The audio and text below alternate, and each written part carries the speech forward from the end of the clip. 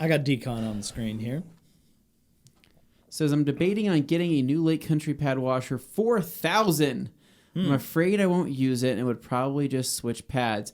Do you have an argument for or against it? Pad washer is probably the best thing I ever have. When you're on a job and you have the pad washer, things go a lot faster. I actually, honestly, I don't even like polishing a car without having a pad washer. Yeah. I told Levi that the other day. A pad washer is pretty much life-changing. Well, for a while there, the pad washer was me.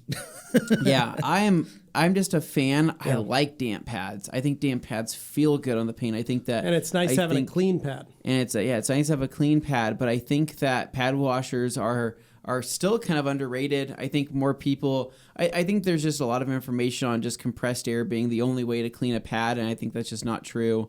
I feel like when I have a freshly washed pad out of a pad washer, I feel like I have really good rotation on the pad. I feel like the pad contours better to body lines. Stays cool. Well, yes, it's softer technically. I like the experience a lot more. Basically... I don't know. I'm a huge advocate of pad washers. What about you, Levi? Yeah, me too. I don't do anything without pad washer. Okay. Scott Mattern, coming up, says, follow up to decaling's question. If you use a pad washer, can you use a foam pad immediately, or does it still need to air it dry for a significant amount of time? So what I do, I wash my pads. Usually I have just O&R in my pad washing bucket. They also have dedicated pad cleaners that you can throw in. So, for example, McKee's actually has a pad washer. It's a additive. It's like it's an additive, but it's works like it's like a powder. It's like a detergent, and it's normally you'd be opposed to that kind of thing. Smells amazing, but I just use O&R.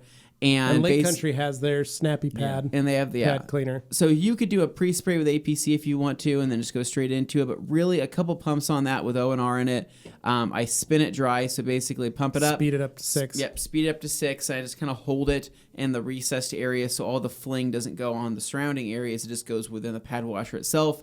And then what I'll typically do after I spin it for a little bit, I take my hand and I apply pressure to the face of the pad, or at least an area of the pad, to kind of squeegee out any remaining liquid. And then if it's really damp for any reason, I didn't get it all out, I also will have a microfiber towel to where I'll just kind of press it up against the foam.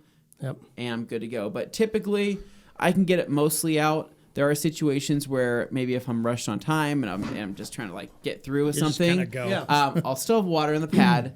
And I won't realize I'll have water in the pad until I take it to the paint and turn it on, and I go, oh my God, that's a mess. And then the camera guy standing behind you is just like, yeah, I just got sprayed. Well, what I'll do is I'll actually, similar to Anthony, but when I'm done spraying or when I'm done blowing it out or spinning it out. Compressed air? Then I use compressed air. Good and idea. I'll just give it a Double little blast from back here and run it. Yeah. And that usually dries it out the rest of the way. I go for there. So Easy.